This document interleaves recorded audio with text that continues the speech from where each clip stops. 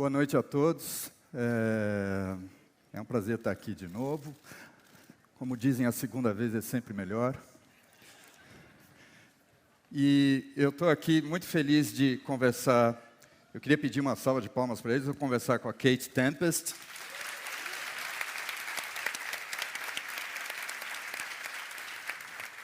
E com o Ramon Nunes Melo.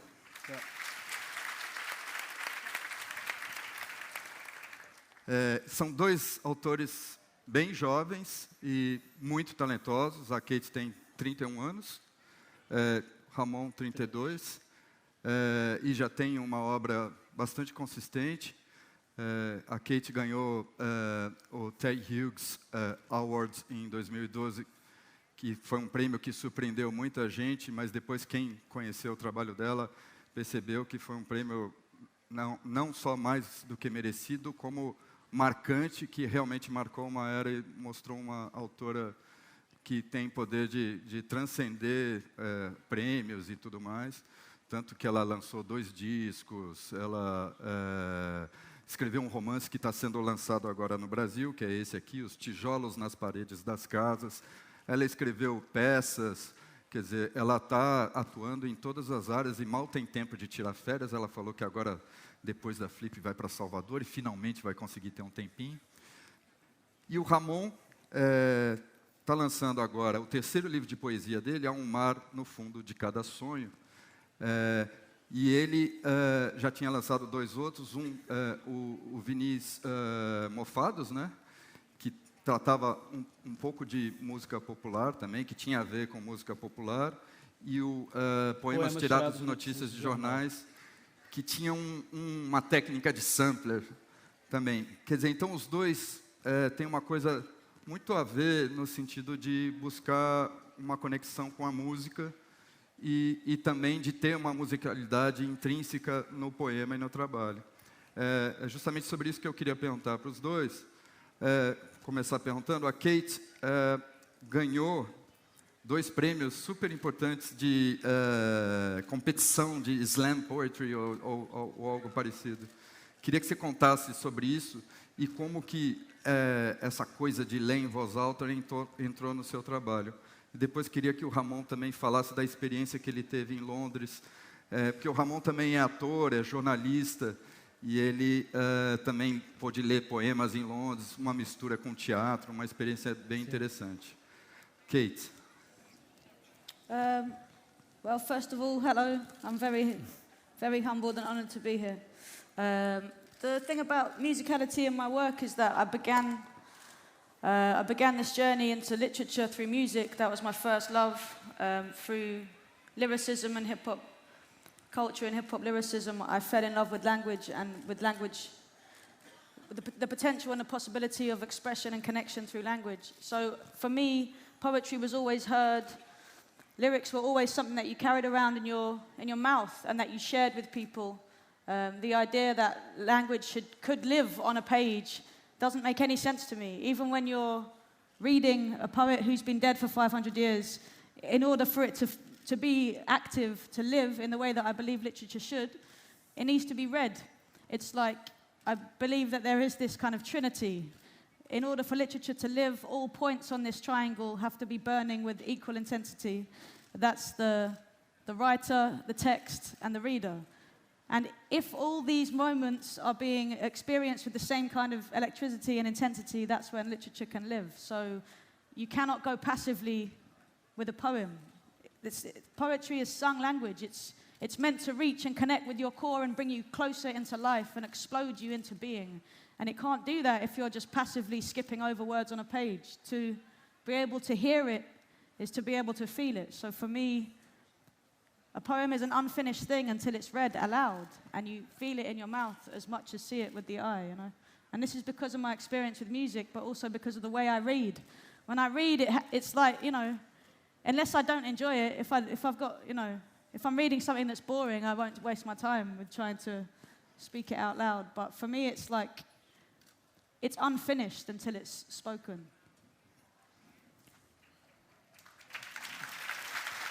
Thank you. Kate, só para completar, Quando você começou a ler poesia, quando criança ou no início da adolescência, você costumava ler seus poetas favoritos em voz alta, Blake, Yeats, e essa é uma pergunta, e a outra é, quando você começou a fazer música e como que foi isso? Well,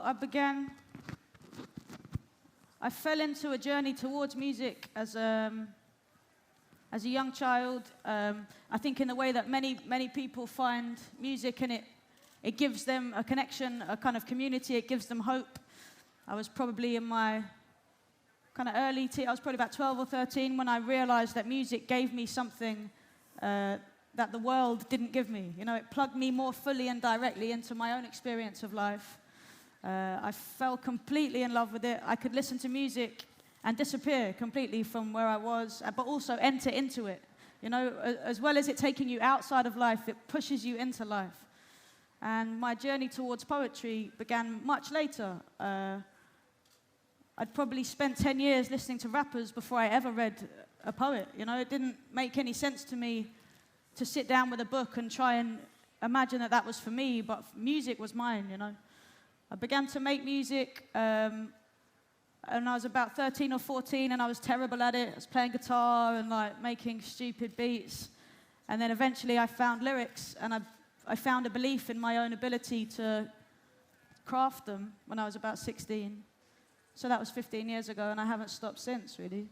But there was no decision-making moment. It wasn't like I decided I wanted music. It was more a realization that music wanted me, if you follow. It's like, I think that you cannot actively engage in a creative pursuit unless already it wants you. You know, unless it's already told you that you need to be doing this. I think it's quite hard if you decide that it's what you want to do for kind of ego reasons or anything else. So I found music where music found me, you know, and it was an exchange. Muito legal. Ramon, você agora se lançou um livro em que o silêncio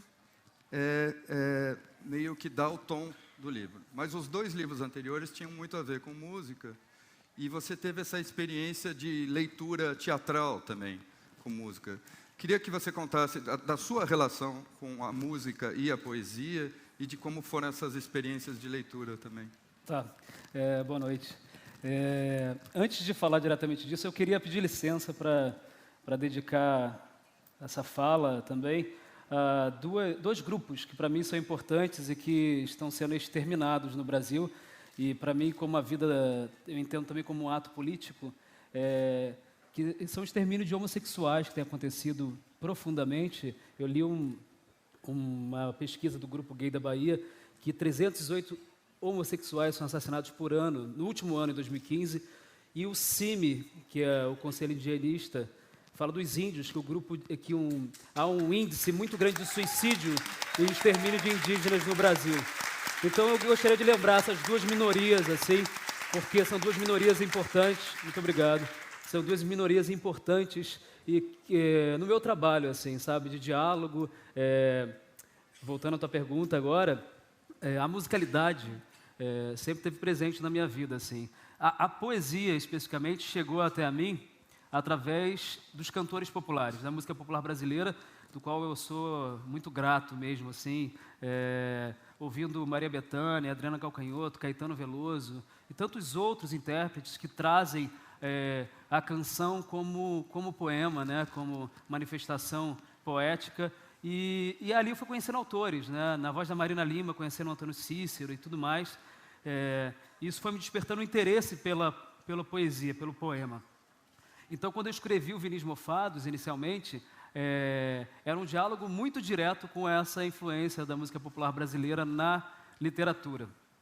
Depois, no segundo livro, eu comecei a pesquisar notícias de jornais e eu encontrei no Manifesto Sampler, que é um manifesto do Mauro Gaspar e do Fred Coelho, um entendimento da construção daqueles poemas. Passado esse tempo de publicação, o primeiro livro é de 2009, o segundo de 2011, eu comecei a escrever Ao Mar no Fundo de Cada Sonho. Esse é um livro para mim que tem o silêncio é muito importante porque durante a escrita desse livro eu peguei um diagnóstico soropositivo.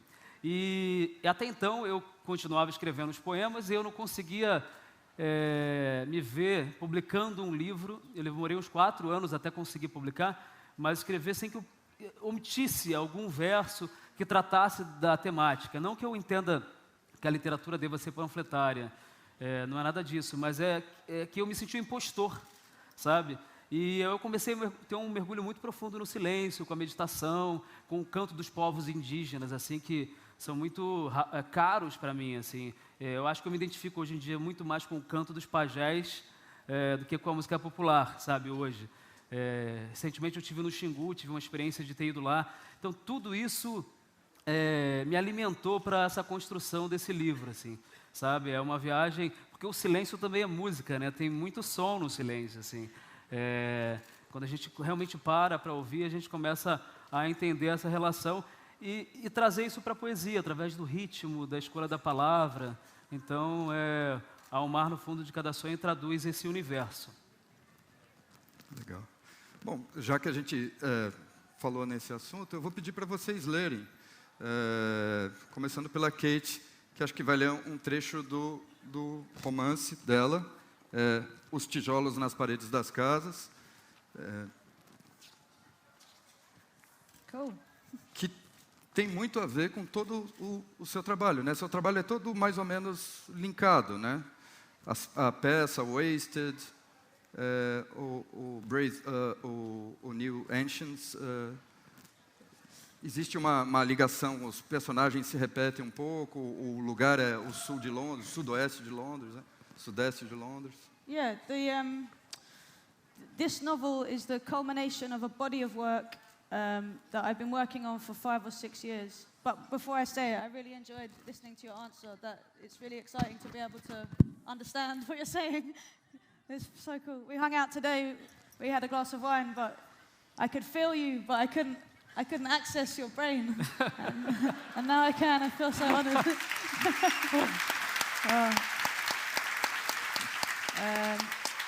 So yeah, the novel, it does have characters that appear in my other works. The idea was always that this would be the final part of a story I've been telling over many different forms for the last 5 years. So there was a play that I wrote, there was a long epic poem, there was an album that I wrote, and to an extent you could understand my poetry as having its roots also in this world, although that isn't an intentional kind of addition to it.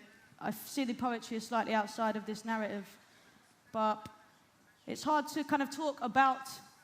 This is kind of what makes all this slightly redundant in my thinking. I think it's very impossible to talk about art with any success. It has to be experienced. The more you talk about it, the kind of more you kill it slowly, I find. So I'll read a bit, but it won't really make any sense. But hopefully you'll take it home and yes, applaud it if you want. Yeah, killing art, brilliant. but I'll just read a couple of pages from the beginning. This is the novel begins at the end of the album, and then we circle back. I'm obsessed with ideas of cycles and how we get caught in these patterns of behavior which repeat and repeat and repeat. Both individually and also as culture, as society, we find ourselves back on this wheel of damaging behavior. So it was important for me that within the works, there's this kind of almost suffocating sense of repetition, and hopefully it becomes so frustrating by the time you get to the end of the novel that you realize it's time to make a change in your own life, if not your own reading material. But it begins like this. It gets into your bones. You don't even realize it until you're driving through it, watching all the things you've always known and leaving them behind. They're driving past the streets, the shops, the corners where they made themselves, and every ghost is out there staring, bad skin and sunken eyes, grinning madly at them from the past. It's in their bones. Bread and booze and concrete, the beauty of it, all the tiny moments blazing. Streetlights and traffic and bodies to bury and babies to make. It's in their bones. Bread and booze and concrete, a job, just a job. Yes, people are killing for gods again. Money is killing us all. They live under a loneliness so total it has become the fabric of their friendships. Their days are spent staring at things. They trust nothing but trends. The most that they can hope for is a night out smashed to pieces. Sloppy face from booze and drugs that hate them in the morning. But here they are, leaving. Leaving the stress and shit food and endless misunderstandings. Leaving the job center, the classroom, the pub, the gym, the car park, the flat, the filth, the TV, the constant swiping of news feeds, the Hoover, the toothbrush, the laptop bag, the expensive hair product that does actually make them feel better inside, the queue for the cash machine, the cinema, the bowling alley, the phone shop, the guilt, the absolute nothingness that never stops chasing, the pain of seeing a person grow into a shadow. The people's faces twisting into grimaces again, losing all their insides in the gutters, clutching lovers till the breath is faint and love is dead. Wet cement and spray paint, the kids are watching porn and drinking Monster. Now watch the city fall and rise again through mist and bleeding hands. Keep holding on to power ballad karaoke hits, yes. Chase your talent, corner it, lock it in a cage, give the key to someone rich and tell yourself you're staying brave. Tip the chair back, stare into the eyes of someone hateful that you'll take home anyway and tell the world you're staying faithful. Nothing's for you, but it's all for sale. Now give until your strength is frail, and when it's at its weakest, burden it with hurt and secrets. It's all around us, screaming paradise until there's nothing left to feel. Suck it up, gob it, double drop it, pin it deep into your vein, then try forever to get off it. Now, close your eyes and stop it. But it never stops. They leave town in a fourth-hand Ford Cortina. It's night and the city is full of itself. There is thunder in the sky, the kind of clouds that make you bow your head. They are heading for the motorway. Leon is driving. Blah, blah, blah, blah, blah.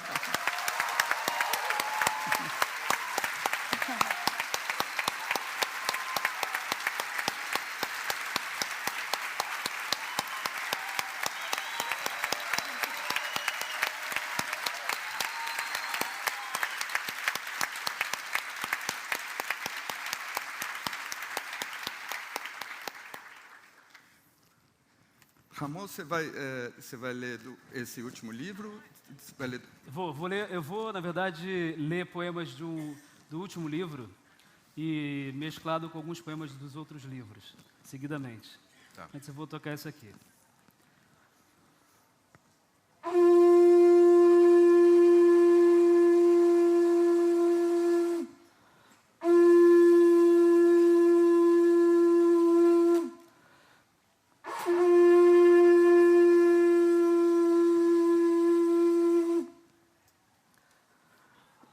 Há um mar no fundo de cada sonho.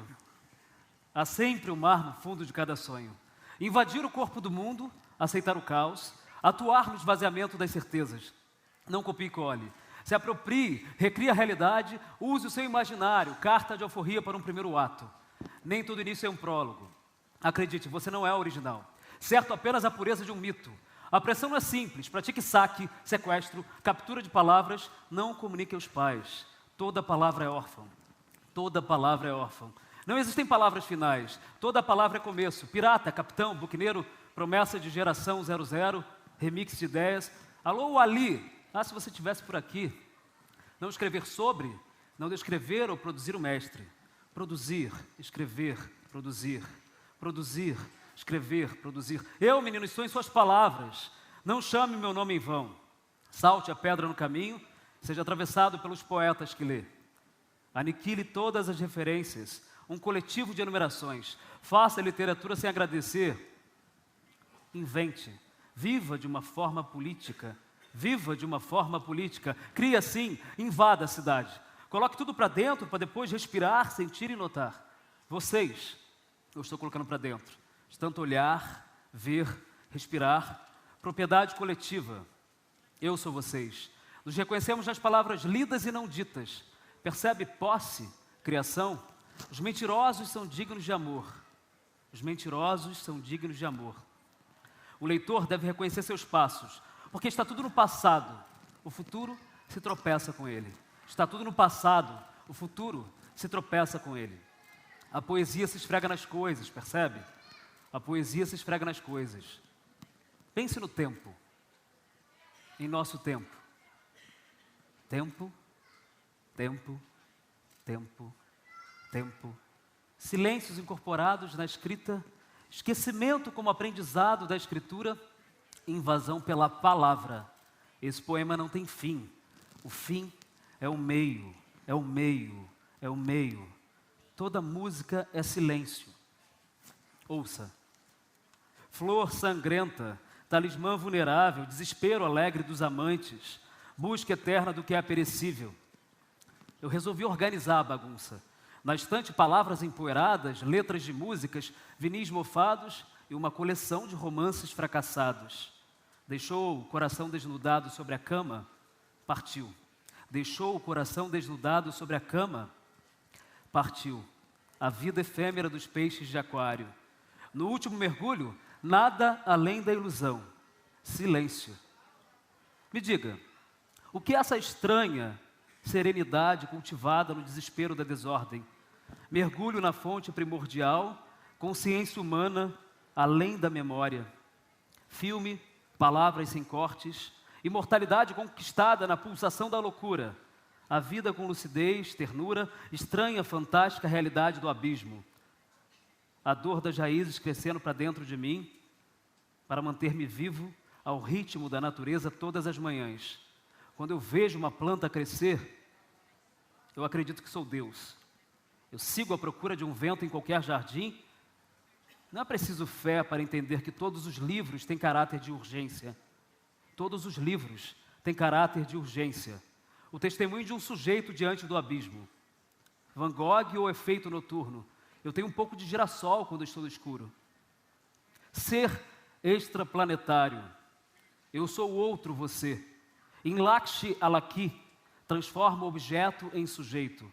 A linguagem é o verdadeiro vírus. Obrigado. Yeah.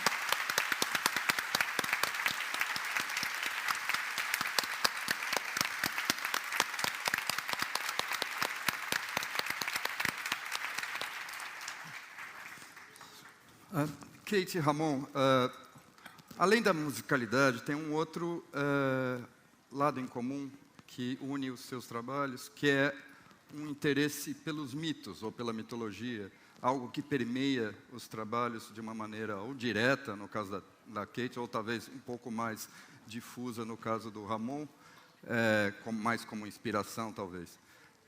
Queria que vocês falassem um pouco sobre isso. Tem até uma equivalência, né? A Kate fala muito do Tiresias, que é aquele sujeito que virou homem, depois virou mulher, depois virou homem de novo, enfim, teve as duas experiências. A Juno castigou ele, transformou ele num cego, porque ele disse que a mulher tinha muito mais prazer que o homem.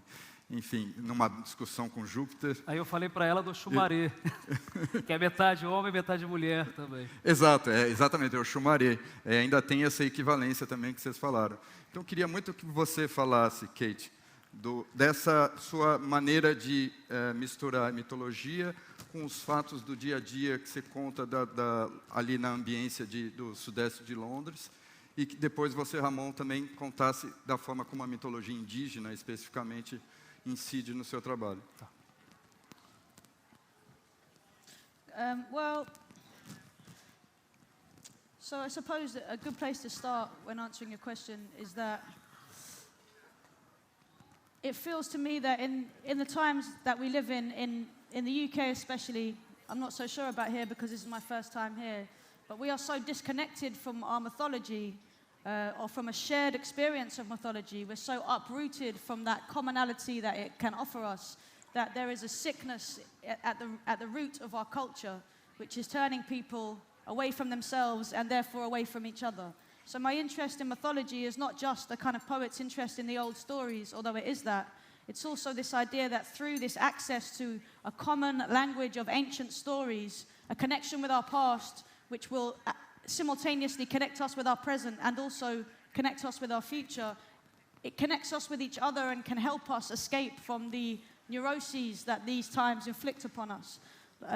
So this is not a new idea. You know, I've been reading Jung a lot, who talks about the spirit of the times versus the spirit of the depths. And this is something that when I read completely connected with me, because the spirit of the times is what allows you to care about your career, your family, you know, the things that make you who you are in this day and age. But the spirit of the depths is the part of you that calls to you, that tells you something isn't right, that calls to you to connect with the suffering of other human beings, that fills you, you know, with eternity. And it is this part which, in the UK at least, we're so cut off from. And this is about our agency as consumers being more important as our reality as human beings. And for me, the South London thing, that's home. That's all I know about humanity I learned in one very small place, which is South East London. And when I look around and I see what's happening to the people that I care about, you know, my fellow humans who I love, who feel to me so lost. We are at a place of such loss that when a human being in a great stage of suffering asks us for help on the street because they're homeless, they can't feed themselves, rather than connecting with their humanity, the immediate response is to fear what damage that person is going to do to us. And this is a very inhuman way of living life. It's not right, it's not natural. And mythology connects us with the reality, I think, of our experience as human beings, and connects us to the absurdity of the times that we live in where we're so far away from each other. I also think that the creative arts, music and poetry, have a very important role in these times of connecting us. Suddenly, all these strangers in this room, we listen to a poem and we become one. We become part of this poem in its telling, and we become closer to each other than we were at the beginning. And this is a beautiful and important part of what poetry does, and it should never be taken lightly. This is why it is a political act, to gather together and listen to poetry spoken or music. And for me, mythology is all part of this. It's about re-energizing the human being when it feels like life is so much about taking energy away, bordering us into these very narrow tunnels so that we forget that we are part of a much bigger framework. And I say this as a stranger in your place, but I feel part of this room, even though, you know, I'm so new here. My humanity connects me to yours, I hope. So, you feel it, yeah.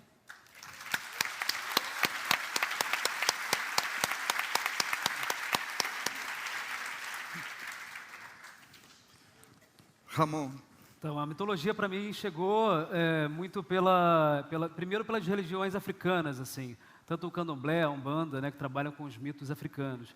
Mais recente pela cultura indígena, pela ayahuasca, né, que eu conheci, que é um chá, né, enteógeno, e a partir dessa conexão, né, que é um trabalho que é espiritual, eu passei a entender melhor a mitologia, a cultura indígena, assim, e ter um respeito muito maior, assim, e uma conexão maior com a natureza, e ter empatia pelas histórias deles, né, assim, a cultura indígena preza esse lugar da oralidade, né, que me interessa, essa contação de histórias. É como se a gente aqui estivesse em volta de uma fogueira contando histórias, assim. Eu vejo a Flip muito nesse lugar, né, que a gente vai compartilhar dessa experiência que é com a linguagem, com a existência. Os mitos, para mim, trazem essa tradução, sabe? Recente, quando eu fui agora, há uns 2 meses atrás, para o Xingu, eu conheci um índio de 110 anos. E é uma tribo que chama Fucuri, que fica no Alto Xingu, e eles têm uma mitologia que eles acreditam que a Fucuri é o nome de uma onça, que ela é negra e tem 2 rabos e mora no fundo do rio. Então, quando eles estão prestes a morrer, eles veem essa onça. E aí eles têm a permissão de fazer a passagem e tal. Isso é muito lindo, né? Você poder entender como eles compreendem a realidade deles, né? Sem julgamento. E eu acho que é isso que a mitologia traz, sabe? É um lugar de entendimento da existência que é tão dura, tão difícil, né? No dia a dia, a gente vê as contradições todas as dificuldades para lidar. Eu acho que a mitologia e a poesia, como a Kate falou, traz esse lugar de colocar em prática, né? Assim, quando a gente fala um poema, quando a gente ouve alguém falar um poema, a gente está irmanado ali, né? E essa troca acontece na mitologia, na contação das histórias dos antigos. E isso cada vez mais me interessa, assim, sabe? Me interessa os poetas que têm a coragem de falar os poemas em público. Assim, admiro profundamente o Chacal, assim, que tem esse lugar de não só falar, mas de propiciar um lugar para os jovens poetas que estão começando a falar seus versos, né? De exercitar, de errar. Eu acho que tem uma cultura que não é permitido errar, né? Isso é uma babaquice, né? Uma bobagem, assim. Vai lá, erra e aprende com o passado, aprende com os outros autores que vieram, né? Então, tá aqui hoje, celebrando a obra da Ana Cristina César, que é a segunda mulher em 14 anos na Flip, eu acho louvável, espero que venham mais mulheres sendo homenageadas na Flip. Mais mesmo, brancas, negras e todas que tiverem, né? Assim, porque não por uma questão de gênero, mas é por uma questão de oportunidade, porque eu acho que há histórias que as mulheres podem contar que a gente não conhece.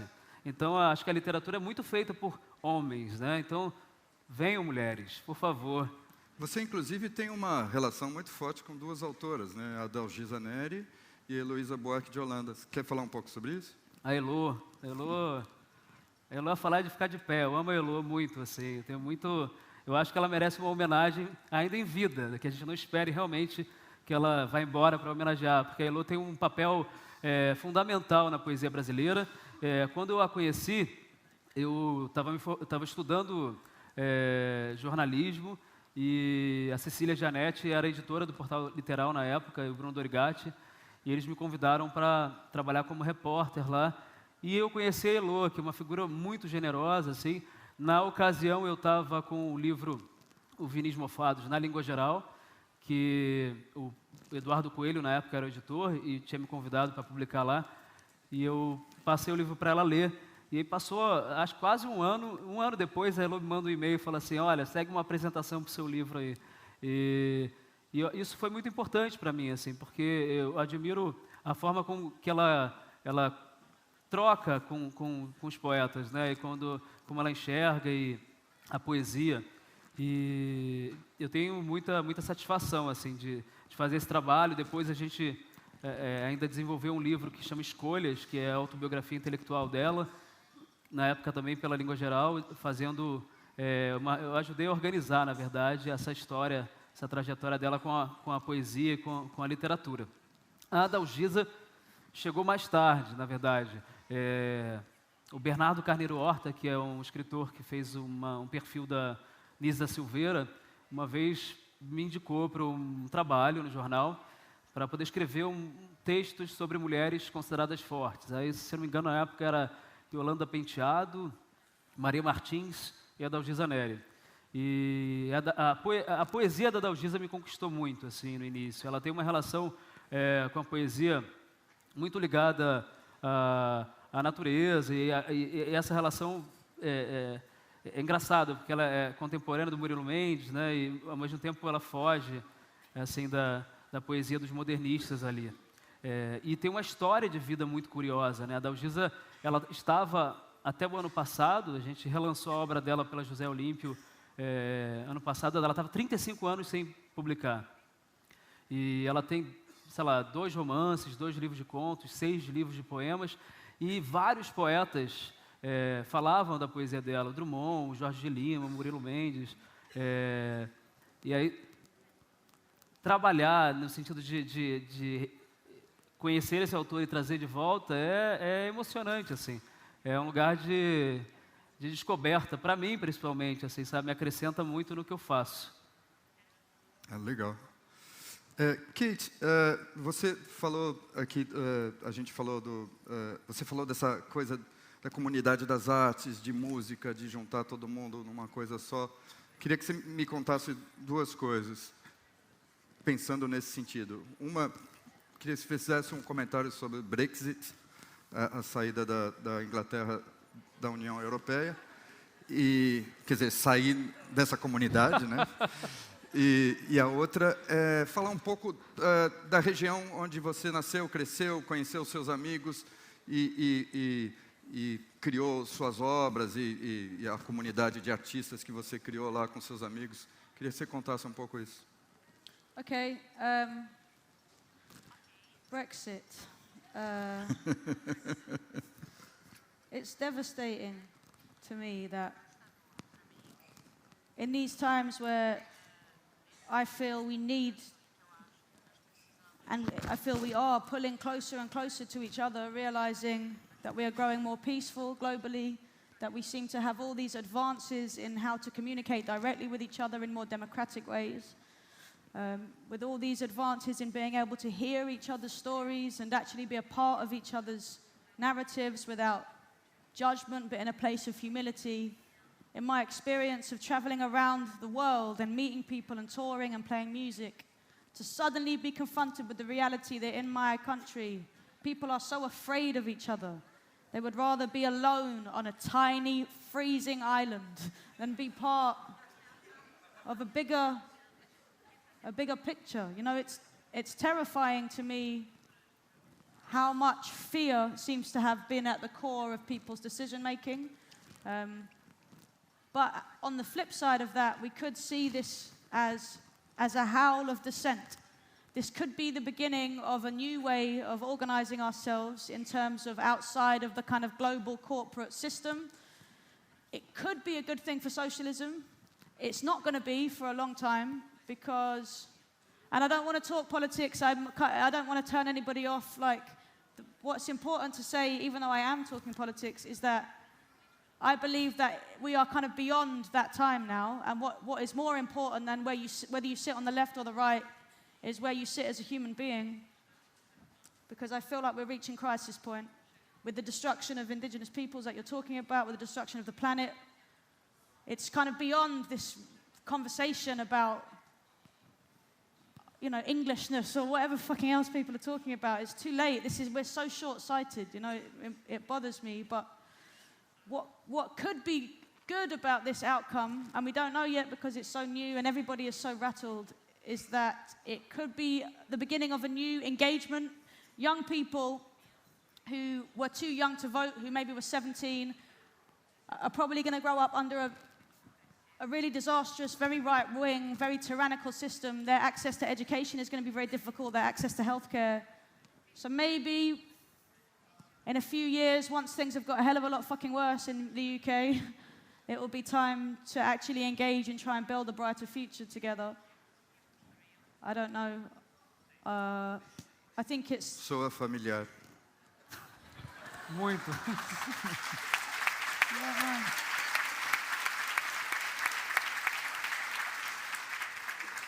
But then in terms of speaking about where I grew up in South London, we were talking about mythology a minute ago, and I suppose within this novel there is an absence of a mythological context.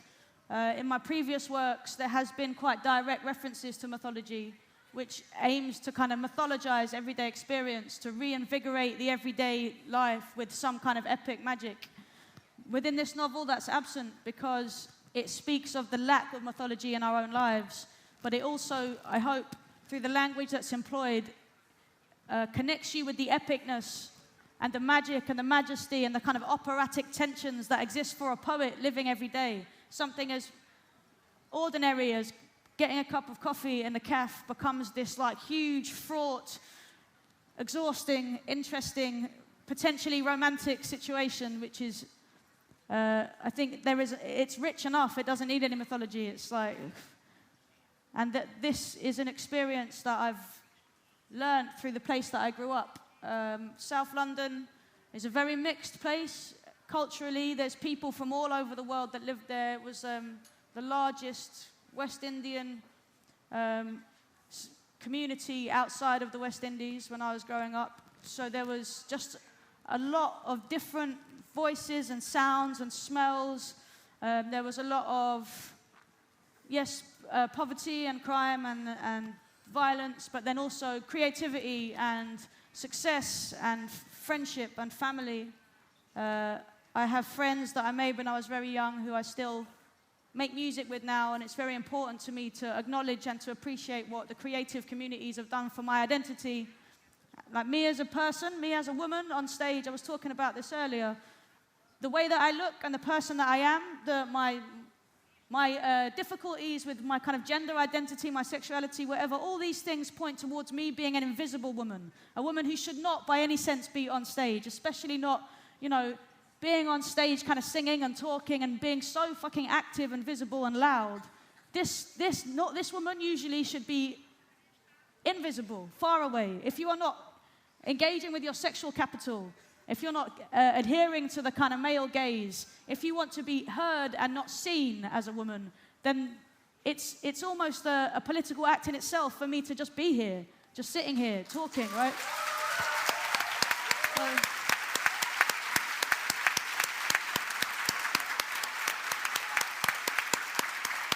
But the reason I say that is because through music, through creativity, I found my place and I found my strength, which was a soulful strength about my talent and my capacity to improve and be skilled and be taken seriously. And I found that through the community I was a part of, through the hip-hop culture of South London at the time, and through learning that your identity, who you are, what you can offer people in terms of what you're composed of is always so much greater than the brackets that are placed around you. And I found that directly through music and through poetry. So I think maybe it's important to just reaffirm again the importance of that path and that journey. You're all here because you're in love with literature in some sense. So I just want you to realize how important that is in your life, to have that connection with text or with music. And when you go out into the night, I hope it re-energizes you. I hope it brings you more fully into life, because it knows you, and it will have you known, you know? Yeah.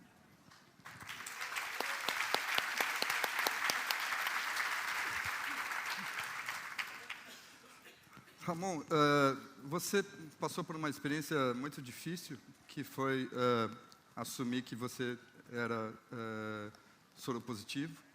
Você assumiu isso numa... Eu só não falo assumir, que parece que quando a gente assume, a gente está tendo alguma culpa, né? Eu simplesmente falei. Isso, revelou, enfim, falou para uma... Sem nenhum problema, só... Pois é, foi um fato, imagina... Eu só queria completar a pergunta, e queria que você comentasse sobre essa experiência, como foi, por que você fez isso, Tá. E como isso, como você transformou isso num trabalho de arte. Tá. Em 2012, falo de Londres, né? Assim, eu recebi um convite do governo do Rio para ir para Londres com um projeto que chamava Reoccupation London, que era durante as Olimpíadas lá. E 2 dias antes de ir para lá, eu tinha que fazer uma série de exames com um plano de saúde e tal. Aí eu fazia exames regulares, assim, de HIV. E aí, quando eu fui fazer, deu reagente. Eu não sabia nem que a palavra era reagente, eu achava que era positivo ou negativo, assim. Aí eu li reagente e falei, que porra é essa? Aí eu falei, você vai ter que repetir o exame e tal. E aí eu fui e repeti o exame, porque eles sempre pedem uma confirmação. E o resultado era reagente, era positivo e tudo mais. É muito estranho, né, na verdade, porque a gente nunca, aquele velho clichê, né, a gente nunca acha que vai acontecer com a gente. E naquele momento, assim, eu fui para casa e fiquei desnorteado, fui trabalhar no mesmo dia e tal, e fui para casa de 2 amigos, que era a Miriam Guindani e o Luiz Eduardo Soares, que são muito meus amigos. E eu cheguei lá e o Luiz, calma, Ramon, você não vai morrer, ninguém morre mais e tal, me acalmando assim. Só que é muito impactante porque a gente ainda enxerga o HIV como uma ótica dos anos 80, como se as pessoas tivessem uma cara, ou se fossem morrer logo, ou então colocar culpa nas pessoas que estão HIV positivas e tudo mais. Eu viajei, eu falei, olha, eu vou para esse trabalho, e lá eu fui digerindo a situação, e estava num contexto de criação muito intenso lá, a gente ficava um mês convivendo com artistas e criando projetos e tal. Quando eu voltei, que caiu a ficha mesmo, assim, de entendimento do que significava aquilo na minha vida, porque já não estava mais namorando, então eu pensava assim, como que eu me relaciono a partir de agora? Eu tenho que falar, eu tenho que não falar? Aí eu comecei a procurar pessoas que eu sabia que estavam, para poder entender como elas tinham lidado com aquilo. E eu lembro que na época, na adolescência, eu li um livro da Valéria Piazzi Polizzi, chama Depois daquela Viagem, que é um best-seller sobre essa questão, que é um depoimento dela. Ela é heterossexual, no primeiro relacionamento, namorado que ela teve, ela contraiu o vírus HIV. E eu li aquele livro, fiquei muito impactado, mas não me passava na cabeça. Imagina, quando a gente está se relacionando, você não fica pensando nessas questões todo o tempo, você se protege e tudo mais. Para mim foi muito forte, porque eu não conseguia, como falar a palavra assim, escrever sem que fosse atravessado por essas questões, assim. Então, mas ao mesmo tempo eu não queria escrever um livro de depoimentos, eu queria entender como que isso atravessava na minha escrita. E aí, naturalmente, fui entendendo, assim. Como eu falei, eu passei a me espiritualizar mais, a meditar. O processo com a ayahuasca foi fundamental, porque inicialmente você fica muito deprimido, então tirou um processo de depressão profundo, me ressignificou a vida, passei a entender melhor, a me relacionar com as palavras. E a partir de então, chegou um momento que eu conversei com a Valéria Lamego, que é a editora da Verso Brasil, entreguei o livro para ela, que na época se chamava A Vida Efêmera dos Peixes de Aquário. Aí ela leu, falou, não, vamos mudar o título, tem um verso lá que acho que pode ser melhor e tal. A gente começou no processo. E antes da publicação do livro, eu tinha decidido que eu ia abrir publicamente a questão, porque eu entendo que quando falamos sobre determinado assunto que é um tabu, você começa a ressignificar essa ideia, e por mais difícil que isso possa ser. Só que eu tinha que fazer isso no momento que eu estivesse fortalecido internamente. Não adiantava eu abrir algo e, de repente, chegar em casa e ficar pior ainda, né? Assim, então, eu conversei com minha família, conversei com as pessoas que eu amo, e vários amigos fundamentais, assim, nesse processo de entendimento, sabe, assim, de como lidar com uma questão, com uma doença que até então é considerada incurável, mas que há no Brasil, sei lá, mais de 400 mil pessoas vivendo com vírus HIV, e no mundo mais de 4 milhões. Tem uma estatística que fala, por exemplo, que 150 mil brasileiros têm e não sabem porque têm medo de fazer o exame. Então as pessoas elas fazem o exame, mas não voltam para buscar por medo. Então, eu comecei a ler muito sobre essas questões e comecei a falar, cara, eu acho que é importante falar, assim, sabe? Até porque eu não vou conseguir publicar um outro livro de poemas se eu não tiver a liberdade. Para mim, a poesia é o lugar da liberdade de colocar questões que eu acho relevantes, assim. Então, eu escrevi um texto que chama O Sentido da Urgência, que o Jean Willis publicou no blog dele, na Carta Capital, falando sobre essas questões, assim. E foi justamente isso. Eu li um poema que fala: a linguagem é o verdadeiro vírus, né? Eu sou o sujeito, não você. Então, eu trato o vírus como um amigo. Você é meu amiguinho, fica quietinho aqui e tal, e não me perturba, vamos tomar a medicação correta. E é muito incrível, porque, na verdade, o retorno tem sido muito amoroso, assim. Sei lá, no dia que eu publiquei o texto, recebi mais de 300 e-mails, assim, sabe? De pessoas que tinham descoberto o HIV naquele momento, ou pessoas que têm há muitos anos e não conseguiam conversar com outras pessoas. Então, isso para mim me deixa muito feliz, sabe? Me deixa feliz, e também de entender como que eu trago isso para a literatura. Tem um professor da Bahia, que chama Alexandre Nunes, que ele tem um estudo que fala sobre literatura pós-coquetel. E tem um livro no Brasil também que chama Os Perigosos, feito pelo Marcelo Secombressa, que ele analisa a questão a representação do HIV na literatura e tudo mais. E aí, só que o que eu vejo é que na literatura brasileira há essa representação, mas há uma visão ainda muito dos anos 80, como se a pessoa fosse ficar magra, ou, sabe? Ainda há um pudor de trazer isso naturalmente, né? E esse professor, ele fala de uma literatura pós-coquetel, no sentido que a literatura estrangeira já está trabalhando a questão do HIV na literatura, no sentido mais natural, de relações sorodiscordantes, que é no caso quando alguém é positivo e outro é negativo. Os quadrinhos, tem um quadrinho também que já trata disso. Então, é tratar como natural, porque na verdade como fala, é algo que não existe culpado, né? Geralmente quando você fala, mas como que você pegou? Não interessa, sabe? Não interessa como pegou, porque todo mundo transa, todo mundo se relaciona, todo mundo pode ter a possibilidade de se contaminar, mas o que interessa é o que você faz a partir disso, sabe? Assim, por exemplo, a questão do HIV na minha vida me trouxe uma questão política muito forte, assim. Eu me sinto profundamente envergonhado hoje em dia com o governo Temer, por exemplo, porque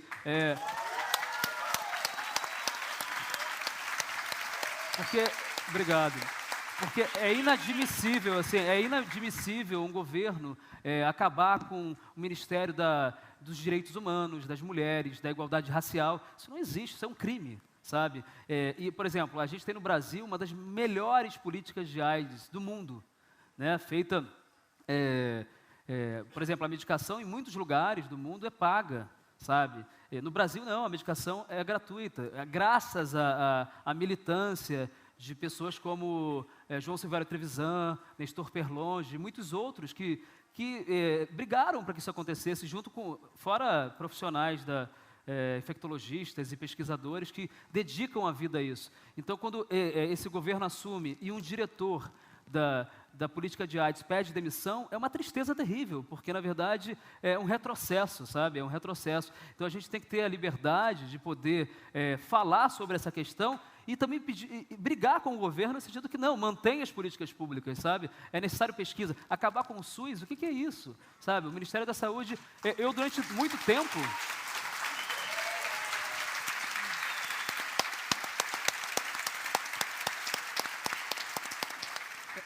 Quando eu peguei o diagnóstico, eu não tinha plano de saúde, então eu ia à Fiocruz fazer exame, sabe? Então, que é incrível, sabe? E as pessoas por exemplo, a Prefeitura do Rio de Janeiro agora tirou o passe livre das pessoas que estão soropositivas, um passe livre especial, limitou, na verdade, né? É como se elas tivessem só uma quantia determinada de passe livre para poder... Só que as pessoas que estão nessa condição, a maioria são pobres mesmo, sabe? Porque, infelizmente, o maior número de pessoas com a questão são pessoas de uma faixa financeira muito baixa, que dependem desse passe. Não é porque elas precisam ficar passeando, porque elas têm que fazer exames regulares, muitas têm depressão, têm que ir ao psicólogo, ao psiquiatra e tal. Então, assim, acho que os governantes teriam que olhar com mais atenção, assim, sabe, para as políticas públicas de saúde. E não acabar com o Ministério da Saúde, não acabar com o SUS, sabe? Eu faço realmente um pedido, sabe, para que isso não aconteça.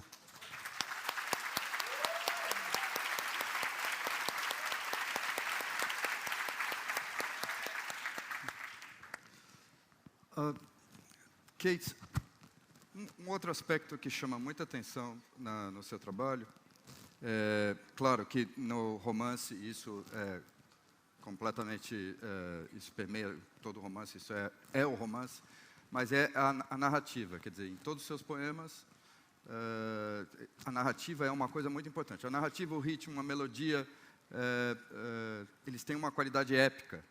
Tem personagens que interagem, tem uma história que se desenrola, tem um cenário. Eu queria que você falasse sobre esse aspecto no seu trabalho.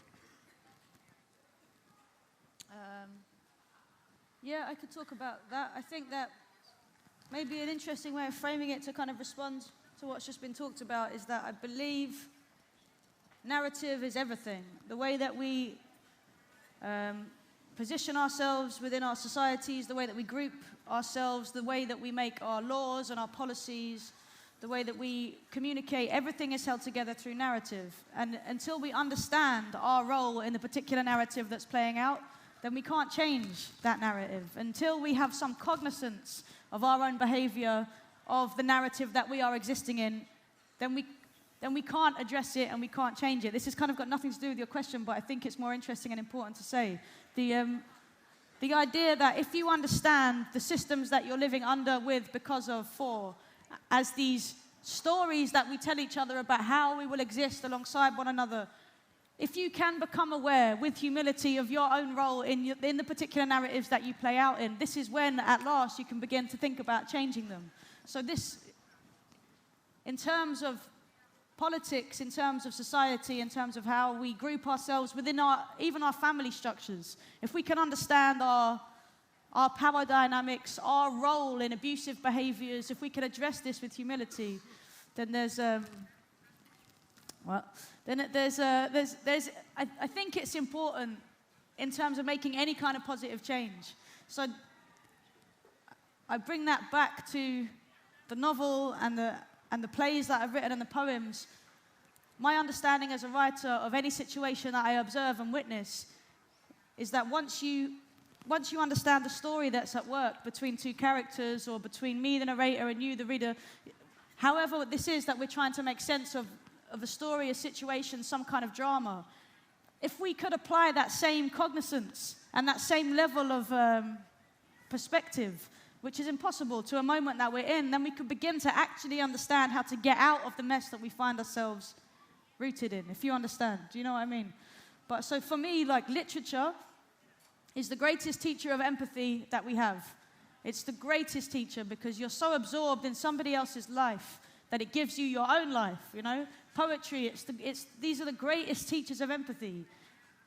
And narrative, the closer you come to a narrative that is alien to your own, the closer you get to, you know, this true space, which is just more empathy, which is what I believe. So for me, it's very important to be telling stories and to be telling stories in a way that bring people into contact with their own story, you know? So even though my story is very rooted in South London, I hope it's still available to be read by people as far away from home as this, you know? Like, I think the more local that you are with the truth that you're telling, the more universal it can be, because everybody has home, everybody has people they love who they're trying to escape from or come back to eternally, you know? There are these commonalities in narrative. I was talking about mythology earlier.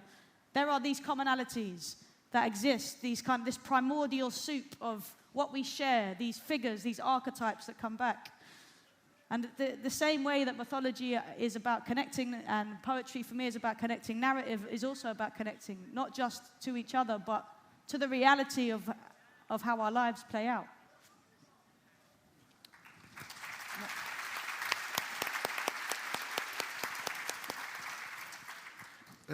É o seguinte, a gente está chegando perto do fim, infelizmente, porque a conversa está maravilhosa, e tem muito pedido para que haja mais leituras. Então, Ramon, você quer começar, então? Pode ser.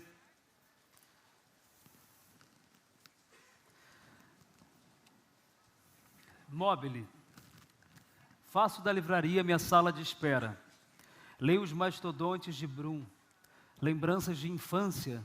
Não criei empresas imaginárias, só planetas caóticos. Peço um expresso, com calma, observo um casal à minha frente na vitrine.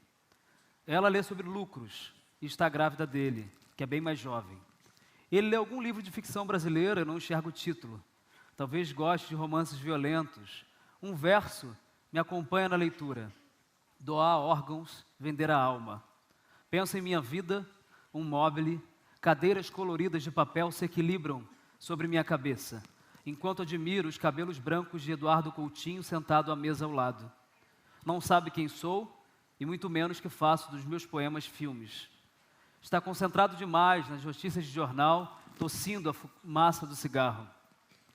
Escrevo, queimo memórias invasivas, ponte de tábuas, não há mais volta.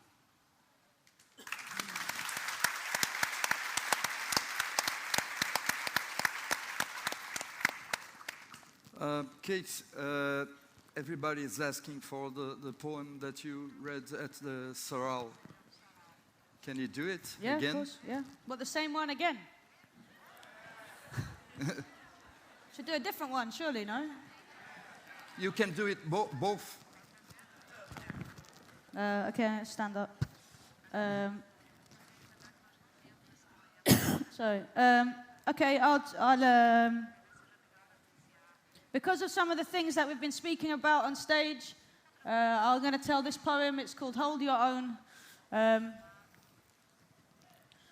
It's not published anywhere, but this here, you can have it now, and it will be live, and you can keep it. It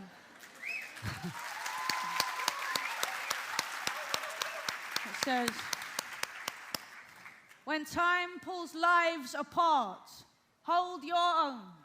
When everything is fluid, and when nothing can be known with any certainty, hold your own.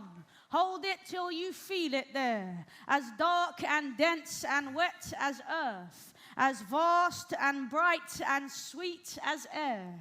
When all there is knowing that you feel what you are feeling, hold your own. Ask your hands to know the things they hold. I know the days are reeling past in squealing blasts. Stop for breath and know it's yours, swaying like an open door when storms are coming. Hold. Time is an onslaught. Love is a mission.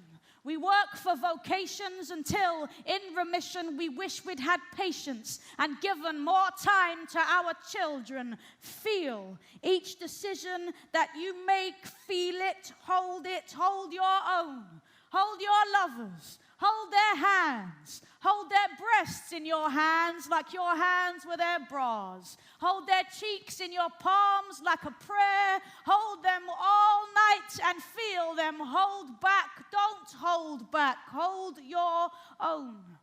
Every pain, every grievance, every single stab of shame, every day spent with a demon in your brain giving chase, hold it. Know the wolves that hunt you. In time, they will be the dogs that bring your slippers. Love them right, and you will feel them kiss you when they come to bite. Hot snouts digging out your cuddles with their bloody muzzles. Hold. Nothing you can buy will ever make you more whole. This whole thing thrives on us feeling incomplete. It is why we will search for happiness in whatever stupid thing we crave in a moment, and it is why we will never find it there. It is why you will sit there with the lover that you fought for, in the car you sweated years to buy, wearing the ring you dreamed of all your life, and some part of you will still be unsure that this is what you even want. Stop craving. Hold your own. But if you are satisfied with what you have and who you are, you won't need to buy new makeup or new outfits or new pots and pans to cook, new exciting recipes for new exciting friends to make yourself feel like the new exciting person you think you're supposed to be. Happiness, the brand, is not happiness. You are smarter than they think you are. Yes, they take us all for idiots. That's their problem. If we behave like idiots, it's our problem. So hold your own. Breathe deep on a freezing beach. Taste the salt of friendship. Smile at a stranger in this room and really mean it. Take that smile out there. Do something beautiful with it. Hold your own and let it be. Catching.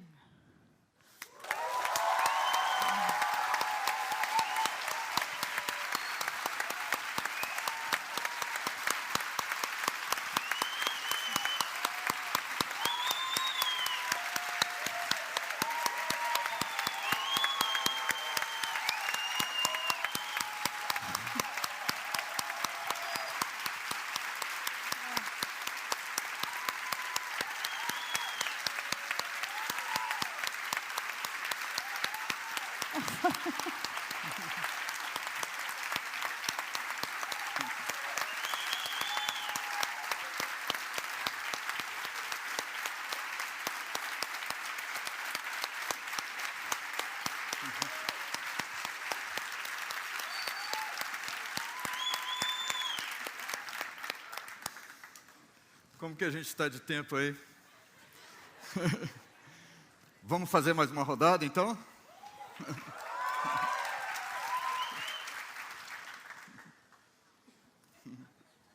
Esses poemas também não estão na cabine, porque... Só um instante.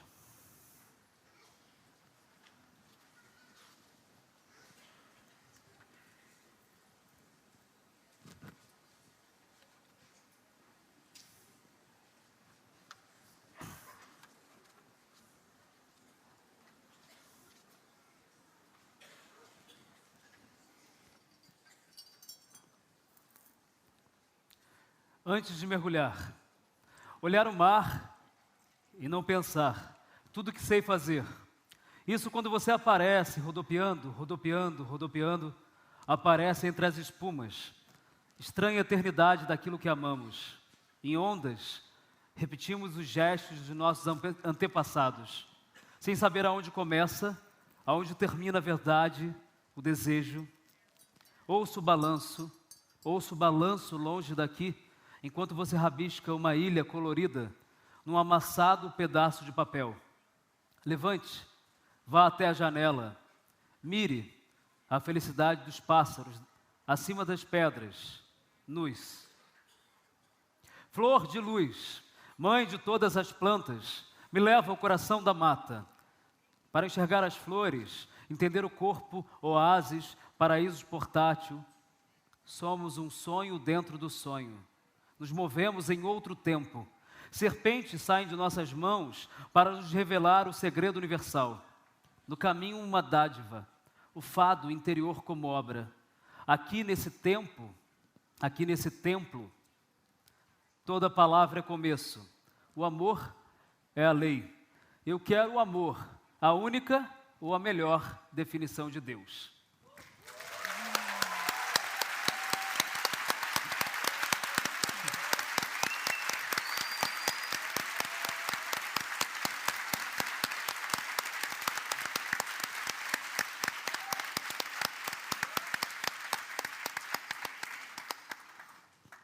Kate, let's do Yeah. one more, one for the road.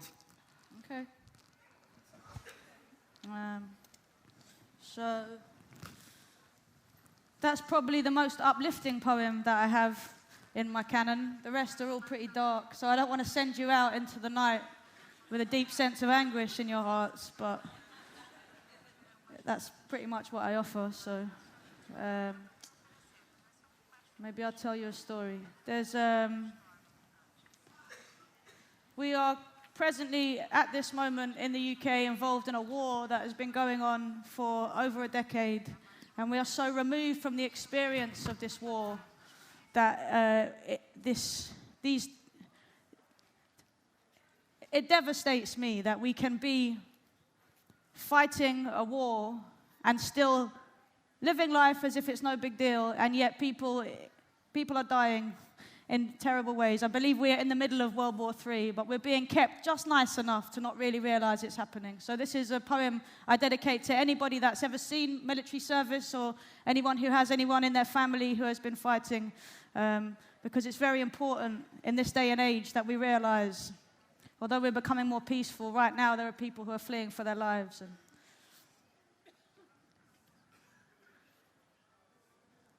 Your daddy is a soldier, son. Your daddy's gone to war. His heavy hands, they hold his gun. His aim is keen and sure. Your daddy's in the desert now. He's in the darkness and the dust, and he is fighting for his country, son. He's doing it for us. Your dad ain't left the house again. Your dad ain't brushed his teeth. Your dad keeps getting angry, son. At nights he doesn't sleep. He's having his bad dreams again. He seems worn out and weak. And yes, I've tried to be there for him, but we barely even speak. It's like he don't know what to say to me. He don't know how to tell it. He's won medals for his bravery, but just wants to forget it. He is drinking more than ever, son. Before, he never cried. But now I wake at night and feel him shaking by my side. Well, he turned to me at last, my son. He turned to me in tears, and I held his face so close to mine, and I asked him what he feared. And he said, it's getting darker. It has not disappeared. He says he sees it even sharper. Now the sand and smoke have cleared. Now, there was this kid he'd got to know. Young, just turned 18. Bright and kind, his name was Joe. Joe kept his rifle clean. Joe's girlfriend was expecting. Joe liked to joke and laugh. And Joe marched in front of your old man as they patrolled the path. Everything was quiet until they heard that dreaded blast, and then the man that marched in front of Joe was completely blown apart, and a shrapnel hit Joe in the face and gouged both eyes at once. So the last things those eyes ever saw was the man in front. Limbs and flesh and bone and blood ripped up and thrown around. And after that, just blackness, just the taste, the stink, the sound. And I tell you this, my son, because I know what you'll be like. As soon as you've grown old enough, you'll want to go and fight in whatever battle needs you.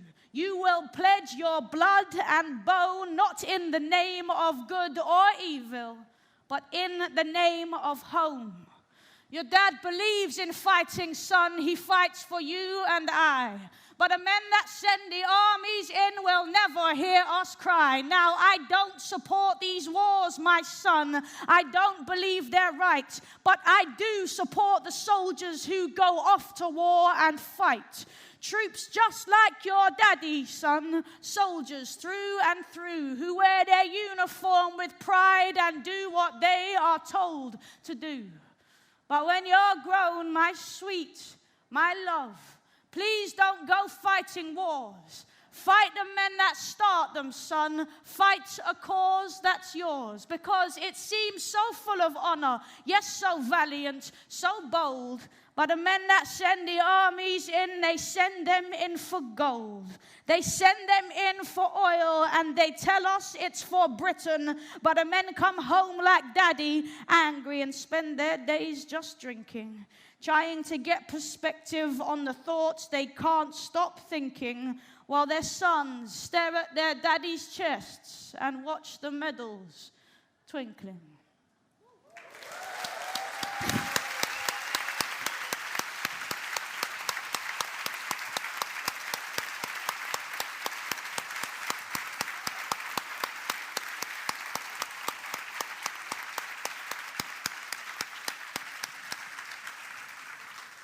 Bom, infelizmente é isso. Muito obrigado, Kate. Muito obrigado, Ramon. E esperamos vocês amanhã.